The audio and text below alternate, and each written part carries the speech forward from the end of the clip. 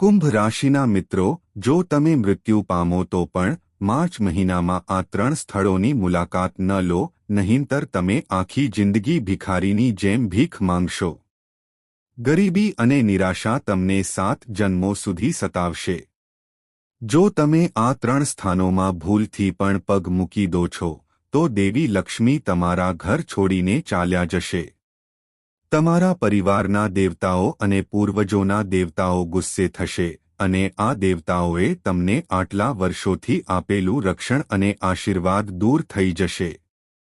આ મહિનો એક ભયંકર ચંદ્રગ્રહણ હશે, ત્યારબાદ હોલિકા દહનનો તહેવાર અને પછી ચૈત્ર નવરાત્રિનો તહેવાર આવશે. તેથી આ મહિનો કોઈ સામાન્ય મહિનો નહીં હોય, તે એક એવો મહિનો છે જે તમારા ખરાબ ભાગ્યને સુધારશે. આ મહિનો રાહુ અને શનિ બંને ગ્રહોનો ટેકો લાવશે. તમે 7 જન્મો સુધી જે કંઈ પણ શોધી રહ્યા છો, પછી તે સંપત્તિ હોય, સ્ત્રીની ખુશી હોય, લગ્નજીવનની ખુશી હોય કે કોઈનો પ્રેમ હોય, તે તમને મળશે. તે બંગલો હોય, કાર હોય કે માન હોય, તમને તે બધું જ મળશે.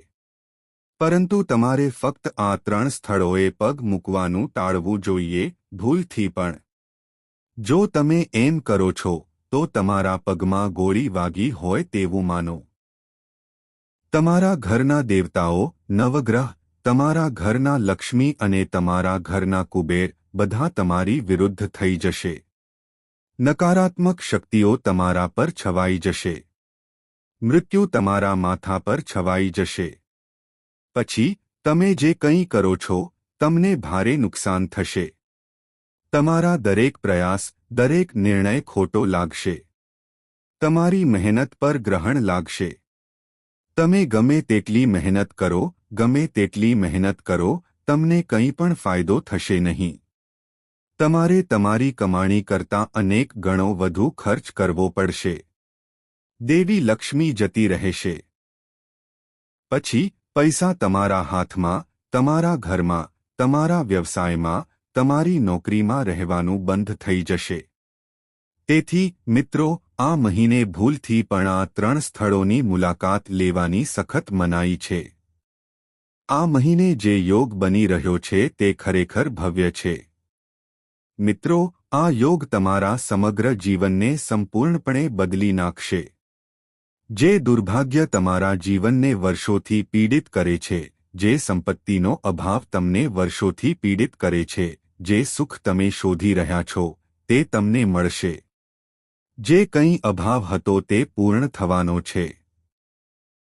આ મહિનો ચૈત્ર નવરાત્રિના સૌથી મોટા તહેવારનું આગમન દર્શાવે છે અને તમને તારાઓનો પણ ટેકો મળી રહ્યો છે, જેમાં શનિ અને રાહુ તમારા પર કૃપાળુ છે. તમને નવદુર્ગાનો પણ ટેકો મળશે અને તમારા પરિવારના દેવતાઓ પણ ખુશ થશે. મિત્રો, આ મહિને તમે તમારા પાછલા 7 જન્મોમાં જે કંઈ ઈચ્છતા હતા તે બધું પ્રાપ્ત કરશો. તમે ઈચ્છતા હતા કે તમને આ મળે અને આ મહિને તમને તે મળશે. પરંતુ તમારે કોઈ ભૂલ ન કરવી જોઈએ, કારણ કે આ મહિને વાતાવરણમાં પરિવર્તન જોવા મળશે. નકારાત્મક શક્તિઓ મોટી સંખ્યામાં પરિભ્રમણ કરવાનું શરૂ કરશે. જેમ જેમ ઠંડી ઋતુ પૂરી થાય છે અને ઉનાળો નજીક આવે છે, ચૈત્ર નવરાત્રિનો તહેવાર આવે છે અને હોળિકા દહન થાય છે, ભટકતા આત્માઓ અને ભૂત વધુ શક્તિશાળી બને છે. તમારા દુશ્મનો આનો લાભ લેશે. હા, તમારા છુપાયેલા દુશ્મનો અને દેશદ્રોહીઓ આનો લાભ લેશે અને તમને નષ્ટ કરવા માટે વિવિધ યુક્તિઓનો ઉપયોગ કરશે. કેટલાક તમારા પર શ્રાપ આપશે, અન્ય તમારી પ્રગતિ અટકાવવાનો પ્રયાસ કરશે, જ્યારે અન્ય, તમારા પોતાના સંબંધીઓ, તમારા પર કાળો જાદુ કરશે. આની અસરો ગહન હોઈ શકે છે. તેથી આ બધી બાબતોથી બચવું ખૂબ જ મહત્વપૂર્ણ છે. આ વિડિયોમાં હું ટિપ્સ પણ શેર કરીશ. હું તમને એ પણ કહીશ કે તમારે કયા સ્થળોએ ન જવું જોઈએ, ભૂલથી પણ. હું તમને એ પણ જણાવીશ કે તમારે કયા સ્થળોની મુલાકાત લેવી જોઈએ. તો આ વિડિયો ખૂબ જ ખાસ બનવાનો છે.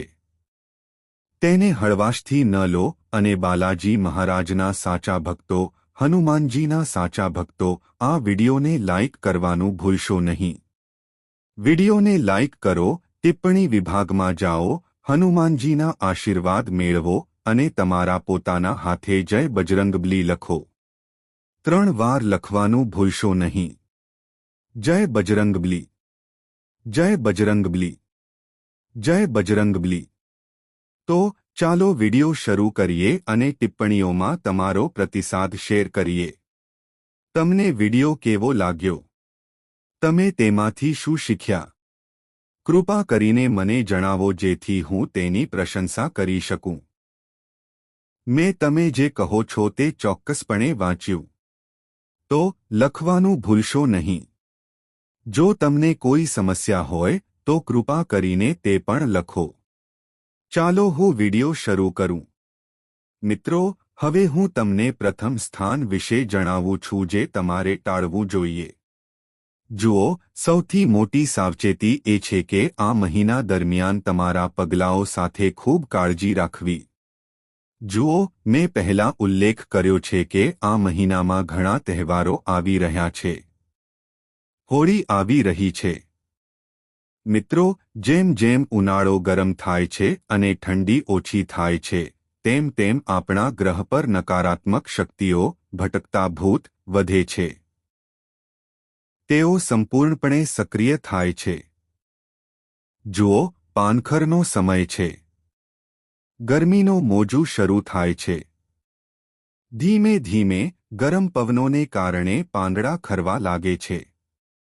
આ સ્થિતિમાં આ ભયાનક નકારાત્મક શક્તિઓ પણ નવા રહેઠાણો શોધવા માટે ફરવા લાગે છે.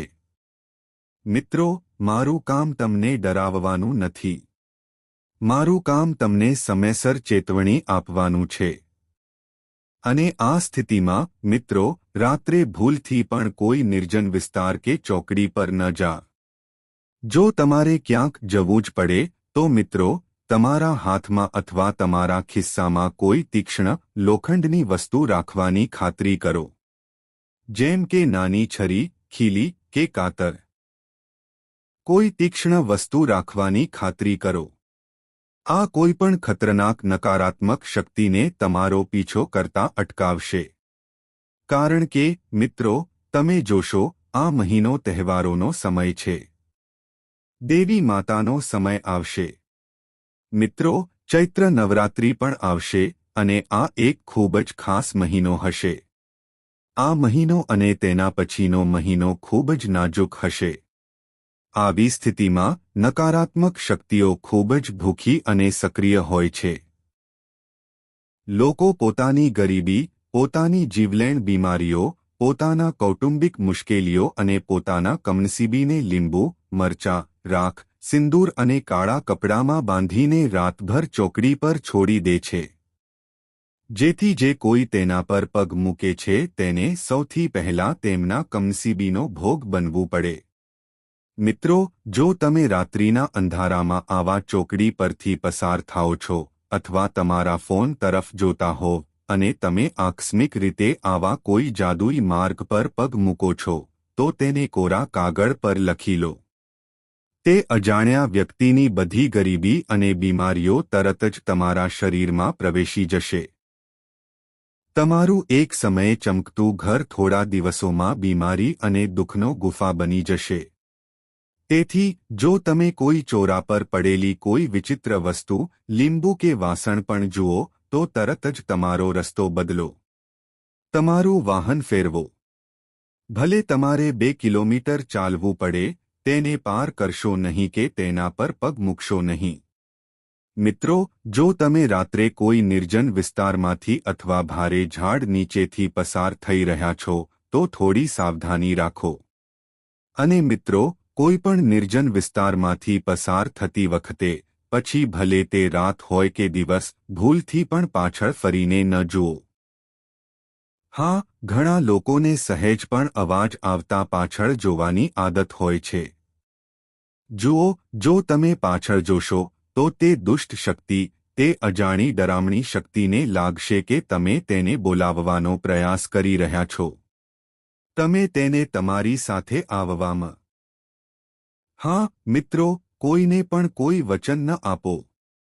આ મહિને સરળ શબ્દોમાં કહીએ તો કોઈને પણ કંઈ વચન ન આપો. હું તમારા માટે આ કરીશ, હું તમને મદદ કરીશ, હું તમને આપીશ, ખરાબ સમયમાં હું તમારી સાથે રહીશ. કોઈને કંઈ પણ વચન ન આપો, એક પણ વચન નહીં.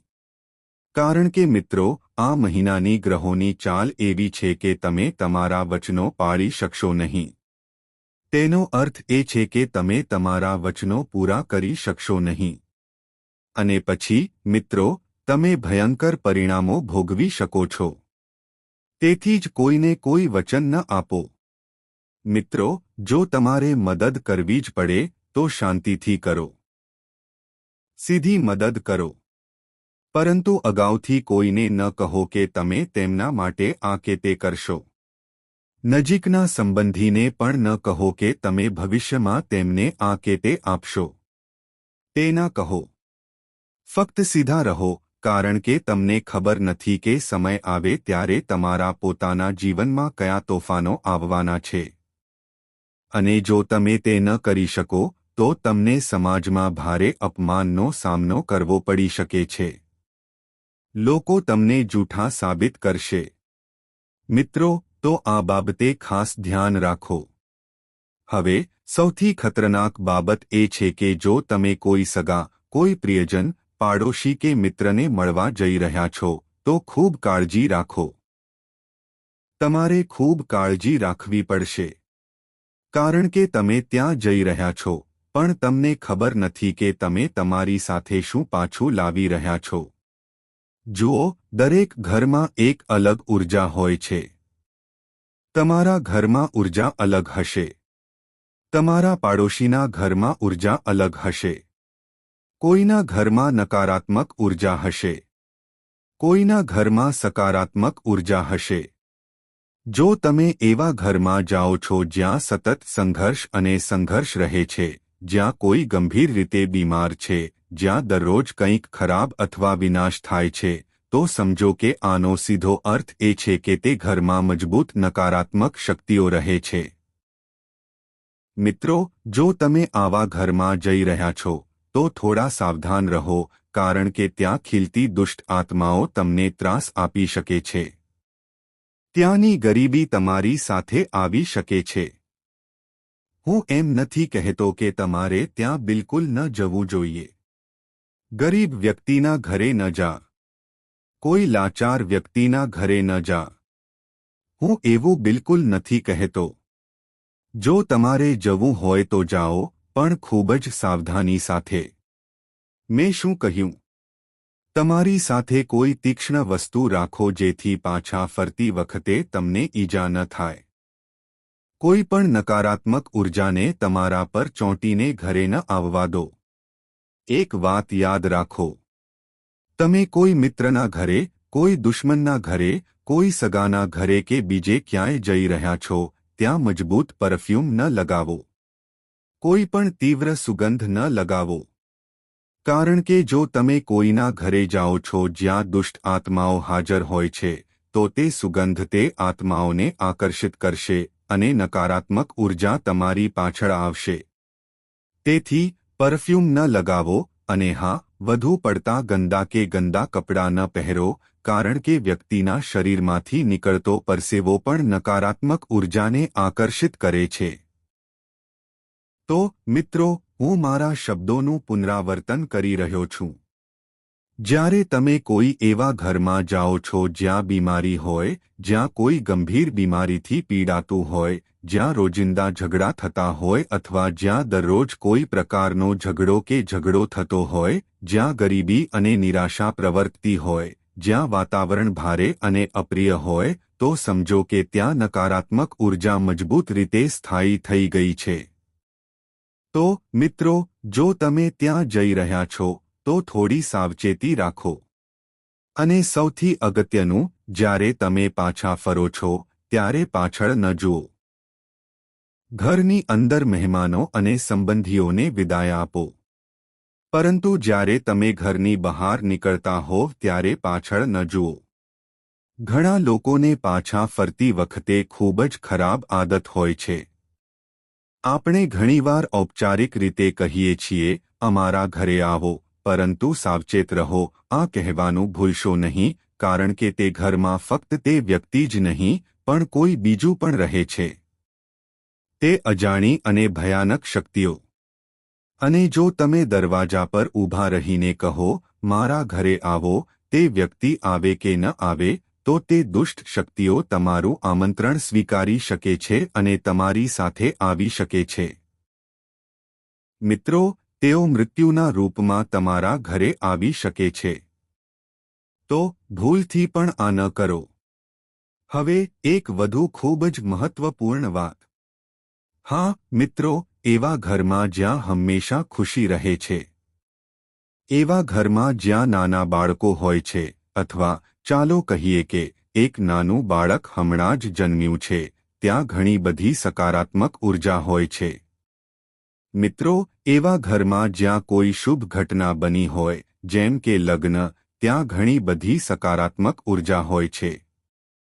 જ્યાં પ્રાર્થના અને સ્તોત્રો સતત કરવામાં આવે છે, ત્યાં ઘણી સકારાત્મક ઉર્જા હોય છે. સકારાત્મક ઉર્જા, જેમ આપણે તેને કહીએ છીએ, તે એવા ઘરમાં જોવા મળે છે જ્યાં તેઓ પણ તેમની સાથે તમારા ઘરે આવશે. જો શક્ય હોય તો હું તમને એક યુક્તિ કહી રહ્યો છું, તે ઘરમાંથી કંઈક માંગીને ઘરે લાવો. હા, તે ખુશ ઘરમાંથી એક નાની વસ્તુ ઘરે લાવો, ખાવા માટે કંઈક, રાખવા માટે કંઈક, સુશોભન માટે કંઈક, અથવા તો એક છોડ પણ. શું થશે કે તે ઘરની સકારાત્મક ઉર્જા, ખુશી, શાંતિ તમારા ઘરમાં કાયમ માટે પ્રવેશ કરશે. માર્ચમાં ઋતુઓ બદલાતી રહે છે તેમ પવનો ખૂબ જ બદલાય છે. અસંતુષ્ટ આત્માઓ અને ભૂત જેમને મુક્તિ મળી નથી, તેઓ આ મહિનામાં આવી જગ્યાએ ખૂબ જ પ્રબળ અને ભૂખ્યા હોય છે. નકારાત્મક ઉર્જા, ઉદાસી, પીડા, રડવું અને ચીસો એટલી બધી હોય છે કે જો તમારું મન થોડું પણ નબળું પડી જાય, અથવા તમે ભૂલથી પરફ્યુમ કે સુગંધિત તેલ લગાવો, તો આ અદૃશ્ય શક્તિઓ તમારા ખભા પર તમારા ઘરમાં આવી જશે. અને મિત્રો, એકવાર આ મૃત્યુની શક્તિઓ ઉંબરો ઓળંગી જાય, પછી તેઓ તમારા આખા પરિવારને દરેક પૈસા માટે ભીખ માંગતો છોડી દેશે. તેઓ પરિવારના કમાવનારની કમર તોડી નાખશે. કોઈ દવા, કોઈ પ્રાર્થના કામ કરશે નહીં. તેથી આ માર્ચ મહિનામાં શક્ય હોય ત્યાં સુધી આવા શોક અને નકારાત્મક સ્થળોની બિનજરૂરી મુલાકાત ટાળો. અને હા, એક વાત નિશ્ચિતપણે ધ્યાનમાં રાખો, ભલે તમને એવા ઘરમાં જવાની ફરજ પાડવામાં આવે જ્યાં નકારાત્મક શક્તિઓ અને ગરીબી રહે છે, ત્યાંથી કંઈ પણ તમારા ઘરમાં લાવશો નહીં. કોઈ પણ વસ્તુ તમારા ઘરની સીમા પાર ન કરવી જોઈએ. નહીં તો, મિત્રો, તમે એવા ભયંકર અને ખતરનાક જાળમાં ફસાઈ જશો કે પેઢીઓ બરબાદ થઈ જશે. આ સૌથી મોટી ભૂલ છે, મિત્રો, કોઈ પણ ઘરમાંથી કંઈ પણ લેવું. ધારો કે કોઈ પાડોશીના ઘરમાં ખૂબ દુઃખ અને નકારાત્મકતા છે, અને તમે તે ઘરમાંથી ખાવા માટે કંઈક લો છો અથવા તે ઘરમાંથી કંઈક ઉધાર લઈને ઘરે લાવો છો. આ એક ગંભીર પાપ છે. આવું બિલકુલ ન થવું જોઈએ. મિત્રો, મને આશા છે કે તમે આ કઠોર સલાહને સારી રીતે સમજી ગયા હશો અને ભવિષ્યમાં આવી ઘાતક ભૂલો નહીં કરો. હવે આગળની વાત ખૂબ ધ્યાનથી સાંભળો. હું તમને એક ખૂબ જ મહત્વપૂર્ણ ચેતવણી આપી રહ્યો છું. માર્ચ મહિના દરમિયાન જો તમે કોઈ ભીડવાળા વિસ્તારમાં જઈ રહ્યા છો, અથવા જો તમે એવી જગ્યાએ જઈ રહ્યા છો જ્યાં 4 લોકો ભેગા થઈ રહ્યા છે અને નિરર્થક દલીલ કરી રહ્યા છે, તો તાત્કાલિક તમારા પગલાં પાછા ખેંચો. કારણ કે આ મહિને ગ્રહોની ચાલ એવી છે કે તમે કોઈ પણ વાતને લઈને ઝઘડો કરી શકો છો. ઉગ્ર ઝઘડો થઈ શકે છે અને તમે એવી મુશ્કેલીમાં મૂકા